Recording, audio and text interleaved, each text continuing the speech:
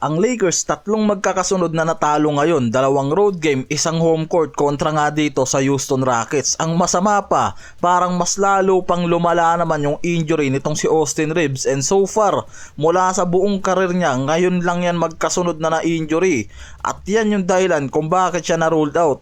Parang masyadong araw kasing nang madali yung pagbabalik niya sa lineup mula sa hamstring injury lang, at sa ngayon sa report, papasok uli yan sa MRI test. Lumabas yan sa first half, 15 minutes lang sa game. May 5 of 8 sa field, may 12 points, 1 rebounds, 1 assist lang sa first half bago ma-injury. Nag-miss ng 3 game yan nung nakaraan dahil nga sa mild left calf strain. 1 week na pahinga, tapos ngayon pagbalik niya inabot agad naman ng injury. Huwag naman nga sana maging malala yung resulta ng MRI nitong si Austin Reeves. 1 to 2 days bago malaman, mga pare koy.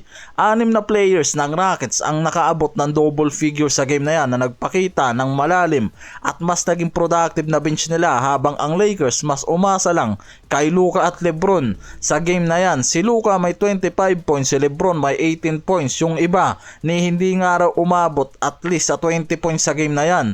Ang Lakers walang sapat na interior presence, hustle para makipagsabayan sa Rockets mula sa paint at rebounding. Samantalang ang Rockets mas pinalakas yung defense sa transition game, na pumigil nga raw sa Lakers na magkaroon ng consistent na rhythm.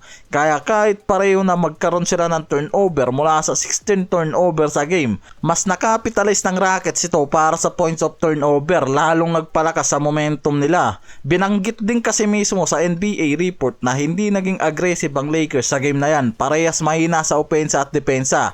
May mga pagkakataon din kasi na walang urgency ang kanilang galaw late sa rotation, mahina sa closeouts, at walang sapat na physicality ng araw. Ito mismo yung bagay kasi na kadalasan binibigyan din talaga ni Luka na malaking problema ng araw sa teammate niya kada laro nila. Kung walang effort at focus, kahit ganong araw kalakas ang talent ng team nila, matatalo at matatalo pa rin nga daw sila. Yan mismo yung sinabi ni Luka na paulit-ulit tuwing natatalo sila ngayon sa 3 games low streak nila. Yan din mismo yung napansin niya.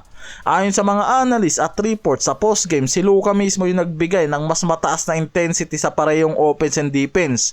Kung gusto nga raw nilang manalo ng mahirap na mga laban, katulad na lang dito sa Rockets, kailangan nilang maging competitive. Hindi pa nila dyan nakakatapat ulit ang Denver Nuggets, OKC at Timberwolves na mga top contender ngayon, kasama pa yung Spurs. Si Luka kahit nagpakita ng leadership at accountability matapos silang matambakan ng Rockets, siya mismo ang nagsabi sa press interview na kailangan nga raw nilang lahat, kasama siya syempre, na magbigay ng mas malaking effort para maiwasan nga raw nila ang ganitong klaseng resulta sa game, dahil sobrang lala nga talaga ng pagkatalo nila dito kontra sa Houston Rockets sa mismong home court pa nila. Si Redick naman mismo nag-emphasize na ang Lakers ngayon kulang pa rin nga daw sa championship habits, kaya sinasabi mismo ni Redick na ang Lakers natalo ng 3 magkakasunod na game ngayon matapos ang Christmas Day loss nila dahil sa defense na isang araw talaga sa malaking problema nila ngayong season, lalo na pagdepensa sa paint at hustles. Isang bagay na sinabi ni Redick na kailangang itama, lalo na yung kawalan ng consistent na effort at mas malinaw sa mga mismatch at poor rotation nila na nangyayari sa laro, bagay na pinopoint out ng coach na dapat nga raw hindi nangyayari sa professional team na to tulad ng Lakers. Ayon mismo kay Redick na ang problema hindi nga lang daw basta sa roster o talent ng team, kundi dapat nga raw magkaroon ng sapat na hustle, urgency at professionalism pa sila mula sa mga key players at role players. Yan mismo ang nakikita niyan. Kaya malinaw na yung warning at wake up call nga raw to para sa Lakers na kailangan nila mas improve pa ang effort at ayusin ang sistema nila para makasabay sila sa Western contention ngayon, lalo na pagdating sa mga top contender team na to.